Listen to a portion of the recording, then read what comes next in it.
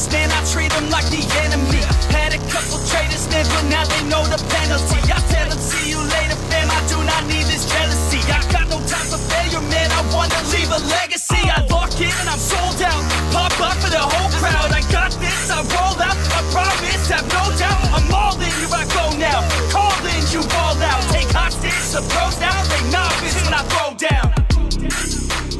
We gon' make it all. 1, 2, 3, 1, 2, 3. Salut à tous et bienvenue sur cette nouvelle vidéo. Donc dans la vidéo précédente, j'ai expliqué le rôle des différents capteurs, du PCM et voilà les interactions possibles entre tous ces différents composants. Dans la vidéo d'aujourd'hui, on va aborder un code en particulier, le P0 171 qui est un des codes les plus répandus. Voilà, dans le top 10 des codes défauts, on a le P420. Le P420, c'est un code de défaut d'efficacité du catalyseur, et ensuite on a le P071 qui est suivi du P0174. Donc avant de commencer sur le code P0171, voilà, je vais faire un petit récap du rôle des sondes O2 et du PCM.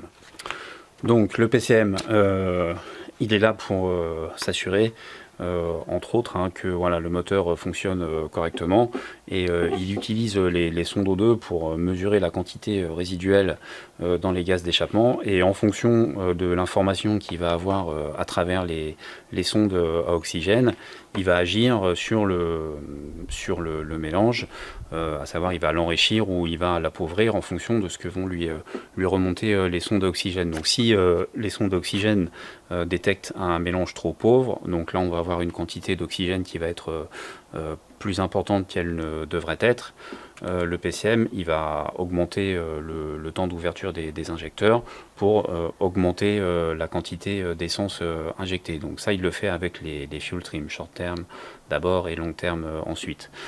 Si au contraire les sondes d'oxygène mesurent une quantité d'oxygène résiduel dans les gaz d'échappement plus basse qu'elle ne devrait être, là il va faire le contraire avec les fuel trim, il va réduire le temps d'ouverture des injecteurs pour réduire la quantité d'essence injectée dans le moteur, de façon à rétablir le rapport stoïchométrique de 14,7 kg d'air pour 1 kg d'essence, ou alors 14,7 g d'air pour 1 g d'essence. Donc voilà, ça c'est le récap sur le fonctionnement du PCM avec les sondes O2. Donc maintenant on va passer au code P0 171. Donc les codes P0 171, P0 174. Donc le P0 171 c'est un code mélange trop pauvre banc 1. Le P0 174 c'est un code mélange trop pauvre banc 2. Donc si vous avez un 4 ou un 6 cylindres en ligne, vous ne pouvez avoir en principe qu'un P0 171. Si vous avez un V6 ou un V8 ou un V10, pardon, vous pouvez avoir un 0171 banc 1 et un 0174 banc 2. Donc qu'est-ce que ça veut dire un P0 171 ? Fondamentalement ça veut dire que il y a la sonde d'oxygène qui est avant le catalyseur, qui a détecté un mélange trop pauvre, donc dans lequel il n'y a pas assez d'essence. Elle a remonté l'information au PCM, le PCM a appliqué des corrections avec les fuel trim, mais ça suffit pas, il n'arrive pas à rétablir le rapport stoïchométrique de 14,7 g d'air pour 1 g d'essence, et donc s'il n'arrive pas à rétablir ce rapport, voilà, il envoie un code. Donc voilà, en clair ça veut dire que il n'y a pas assez d'essence par rapport à l'air qui rentre dans le moteur.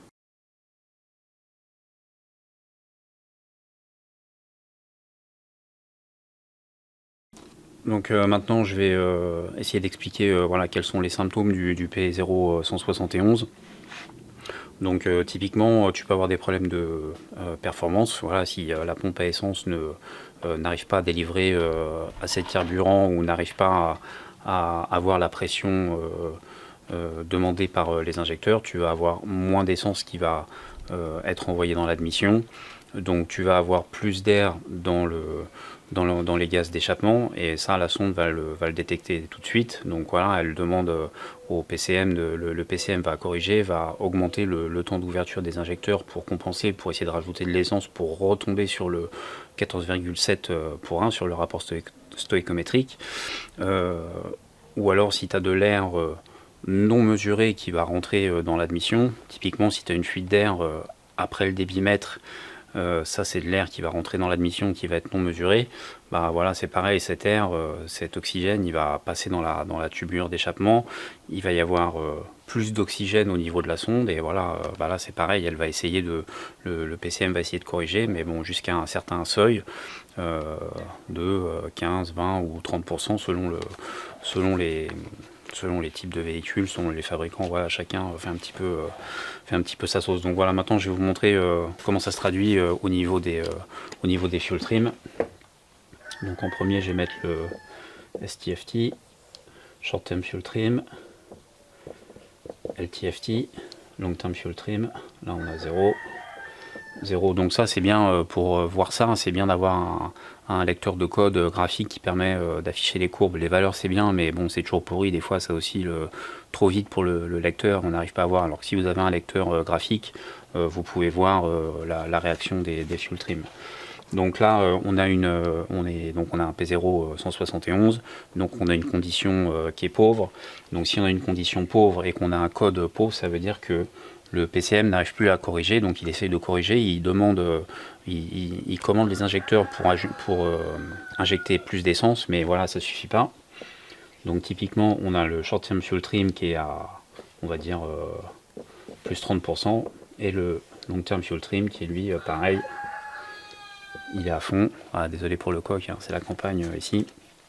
Et donc voilà, à partir de plus 30%, il juge que c'est pas nécessaire d'essayer d'injecter plus d'essence, que ça va pas rétablir le rapport stoïchométrique. Donc voilà, il envoie un code, et bon, grosso modo, voilà, faut que tu passes au garage. Donc quand on est dans ces conditions là et qu'on a les réglages de compensation de carburant qui sont à fond, bah souvent au niveau de la sonde O2, donc là on a 0,8 volts, là on a 0,2. La sonde à oxygène, elle délivre une tension qui est inversement proportionnelle à la quantité d'oxygène présente dans la tubulure d'échappement. Donc typiquement, on va avoir une tension qui est à 0,2, donc ça veut dire qu'on a un mélange qui est toujours pauvre. Bon, peut-être qu'il va pas être à 0,2, hein, il va être à 0, je sais pas combien. Et donc voilà. Ça c'est les conditions que vous pouvez voir au niveau de votre lecteur de code OBD2. Donc là, on est dans ces conditions-là, et typiquement, ce qu'il faut essayer de faire si vous suspectez une fuite dans le circuit de vide, ce qu'il faut, c'est essayer de visualiser avec votre lecteur de code graphique qu'est-ce qui se passe si voilà, vous accélérez, vous mettez la voiture à 2500 tours, 3000 tours. Si quand vous faites ça, une fois que vous êtes stabilisé à 3000 tours, vous vous rendez compte que le Short Term Fuel Trim, il redescend assez rapidement, qu'il se stabilise, et si vous voyez, une fois qu'il est stabilisé, si vous le voyez remonter à 0, et que en même temps vous voyez le Long Term Fuel Trim qui commence à descendre et à tendre vers 0, là il y a de fortes chances pour que vous ayez débusqué une fuite au niveau du circuit de vide. Donc ça peut être les durites de vide, ça peut être au niveau du joint du collecteur d'admission. Enfin voilà, partout où il y a du vide, partout où il y a de l'air qui peut rentrer dans l'admission, il faut chercher dans ce coin-là. En fait, ce qui se passe quand vous êtes sur le ralenti, il y a un vide qui est très important dans le collecteur d'admission, c'est là où il est le plus important. Donc s'il y a une petite fuite dans une durite, l'air qui va rentrer va représenter une fuite assez grosse. Quand vous êtes à 3 ou 4 000 tours et que le papillon est ouvert, pas à fond, mais pratiquement, il y a moins de vide dans l'admission. Donc, et il y a aussi beaucoup plus d'air qui va rentrer. Donc cette petite fuite d'air va devenir pratiquement invisible par rapport à tout l'air qui va rentrer dans le moteur par le papillon.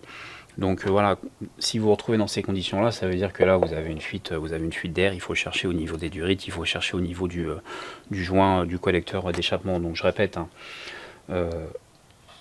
vous êtes sur le ralenti, vous appuyez sur l'accélérateur, vous montez la voiture à 3-4 000 tours, vous regardez votre lecteur de code.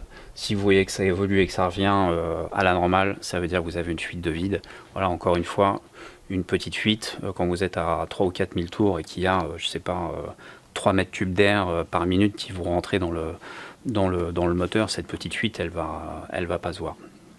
Donc voilà, ça c'était les causes et les symptômes autour d'une éventuelle fuite de vide. Donc ensuite, voilà, s'il n'y a pas de réaction quand vous montez la voiture à 3 ou 4 000 tours, ça veut dire qu'il faut chercher ailleurs, quoi. Donc voilà, s'il ne se passe rien lorsque vous montez la voiture à 3 ou 4 000 tours, s'il n'y a pas d'évolution au niveau des réglages de correction de carburant, bon, bah, ça veut dire que on peut présumer que le circuit de vide, les joints d'admission, tout ça sont intègres et qu'il n'y a pas de fuite vide. Donc ensuite, dans le diagnostic, maintenant il va falloir essayer de regarder ailleurs. Donc ce qu'il faut regarder maintenant, c'est donc le MAP et le MAF. Donc le MAP et le MAF, c'est les composants qui vont être capables de mesurer la quantité d'air qui va rentrer dans l'admission.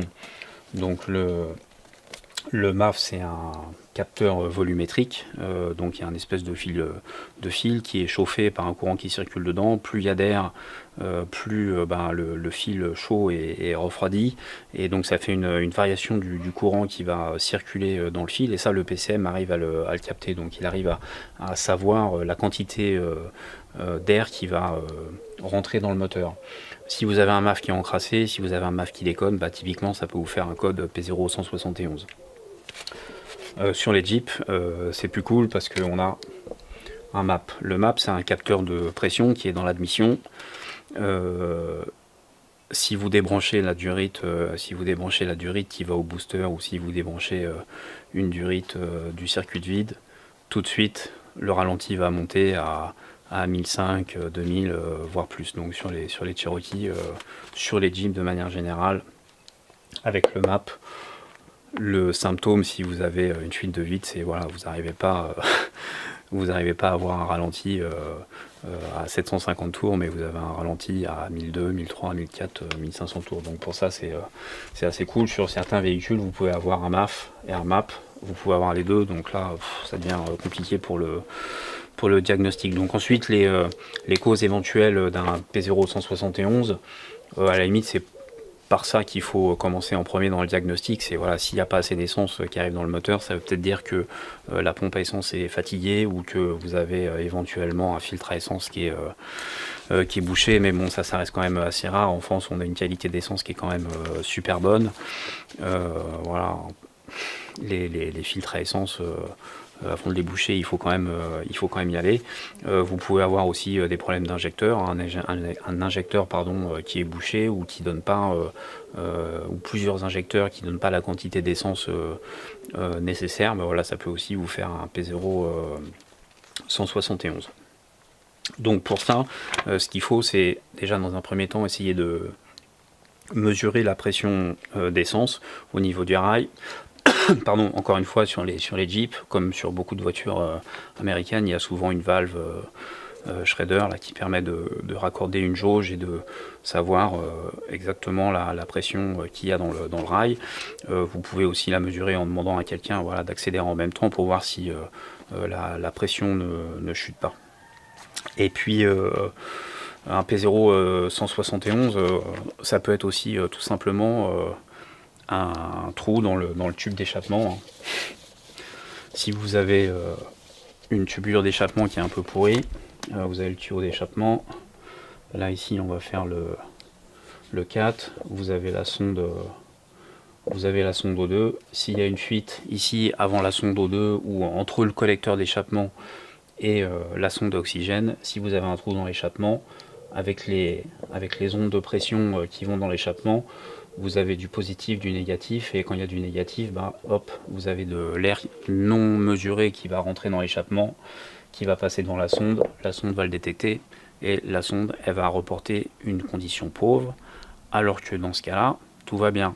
Votre moteur a la bonne quantité d'essence, mais comme cette sonde à la con, elle va avoir plus d'oxygène dedans, elle va demander au PCM d'injecter plus d'essence et votre moteur il va se mettre à tourner comme une merde pour rien, juste à cause d'un trou dans le tube d'échappement.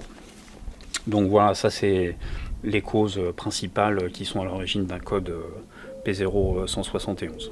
Donc quand vous avez un code P0171, il ne faut pas se jeter sur votre ordinateur, aller sur Rocoto et commander une sonde à oxygène. Hein. Ça va pas réparer le problème. Il faut aussi ne pas effacer le code et il faut conserver toutes les données. Il y a un truc dans les lecteurs de code qui s'appelle les freeze frames. Donc c'est les données qui sont enregistrées au moment où c'est produit le défaut, au moment où a été envoyé le code. Et quand vous accédez à ces données, ça vous permet de voir, comme tout à l'heure, les graphes et les valeurs de fuel trim que vous avez, les tensions des sondes d'oxygène et tout. Donc si vous avez un code P0171, vous pouvez rouler avec. C'est pas c'est pas dramatique. Vous pouvez rouler avec, temporairement. C'est pas bon quand vous roulez avec un mélange trop pauvre, comme si vous roulez avec un mélange trop riche. Il y a un niveau de pollution qui est plus élevé qu'il ne devrait être, à savoir vous balancez des NOx dans l'atmosphère, quoi. Donc je vais faire une parenthèse vite fait sur le 0171 et sur le 0174. Donc sur un V8, si vous avez un P0174 ou un P0171, vous pouvez écarter tout de suite ce qui est commun aux deux bancs, à savoir la pompe à essence. Si vous avez une pompe à essence qui est faible, vous aurez un P0171 et un P0174, mais pas l'un sans l'autre. Si vous avez une fuite d'air au niveau du collecteur d'admission, alors il faut faire attention parce que c'est pareil, c'est pas évident, mais voilà. Si vous avez qu'un seul code, il faut regarder que du côté du banc. Si vous avez les deux codes, il faut regarder ce qui est commun aux deux bancs. Donc voilà, si vous avez une durite qui est débranchée dans l'admission, dans le collecteur d'admission, c'est commun aux deux bancs, donc voilà, vous aurez les deux codes. Si vous avez des injecteurs qui sont bouchés d'un côté, vous aurez un 0171 ou un 0174, mais pas les deux, à moins d'avoir des injecteurs de bouchés des deux côtés. Enfin voilà, après ça devient un véritable casse-tête et ça peut devenir assez galère à diagnostiquer. Mais encore une fois, les causes les plus courantes sur le P0171, c'est une fuite d'air, une fuite de vide. Voilà. Bon, je crois que c'en est tout pour le P0171, c'en est tout pour cette vidéo. Allez, salut, à plus.